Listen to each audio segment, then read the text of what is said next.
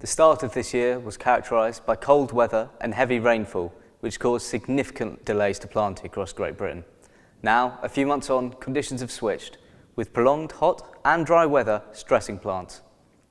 Due to this, the main concern is now the extent of the impact which this weather has had on both the yields and the quality of this season's potato crop. So far, reports are mixed, with massive variability reported within regions. Irrigated fields are reportedly faring okay for the most part, with early digs showing yields close to average and relatively good quality. However, non-irrigated fields are a different story, with most reports placing yields significantly down on average and frequent occurrence of common scab. In addition, there is some concern around high dry matter levels, which may increase damage to the crop during lifting. While irrigated fields seem to be faring okay, it is important to note that just under 50% of the GB potato area had access to irrigation in 2017, and this is unlikely to have shown any significant change this season. Therefore, a large percentage of the GB crop will have been exposed to the full effects of the drought. Sectors which remain highly contracted are likely to face shortfalls in contracted supplies this season.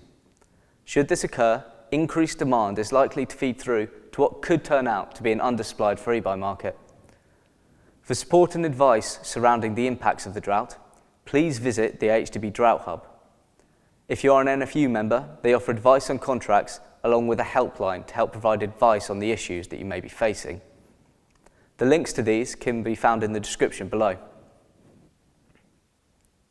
Worries around potential yield decreases have been exacerbated by the fact that the first area estimate has placed the GB potato area down to just over 119,000 hectares.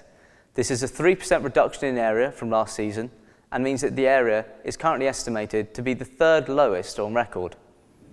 The area decrease comes as little surprise, with low prices last year providing little incentive this year for growers to increase or maintain plantings.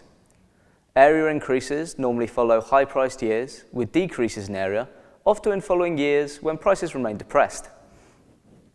The situation on the continent is currently looking similar to the one in Great Britain, with the latest NEPG press release casting doubt on both the quality and quantity of the mainland crop. Around 70% of the northwestern European area is grown under contract, and a reduction in yield is likely to result in increased competition on the free-buy market. Over the past 5 years, on average each season, the UK has imported around 280,000 tonnes of fresh potatoes from Europe. The likely price increase of these supplies over the season means that for most sectors, cheap European imports are unlikely to act as a cap on domestic prices this season. This may exacerbate the problems that are expected to emerge in the domestic market this year. Essentially, increased competition for free-buy supplies would typically provide support for prices, which is unlikely to be capped by an influx of competitively priced imports. The price implications of the uncertainty surrounding this year's crop are already being shown, both here and over on mainland Europe.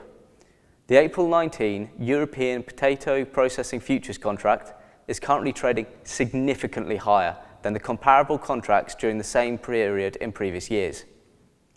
Domestically, the first two free-buy WAPS prices for the 2018 crop are currently sitting over £50 per tonne higher than the highest free-buy price in August 2012. While the full extent will be determined later in the season, current evidence suggests that GB production could fall significantly from last year.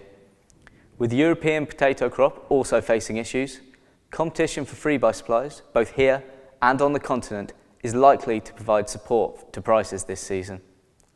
To follow the season as it progresses, subscribe to Potato Weekly via the email in the description below, and keep an eye out for our planted area breakdowns and production estimate later in the season.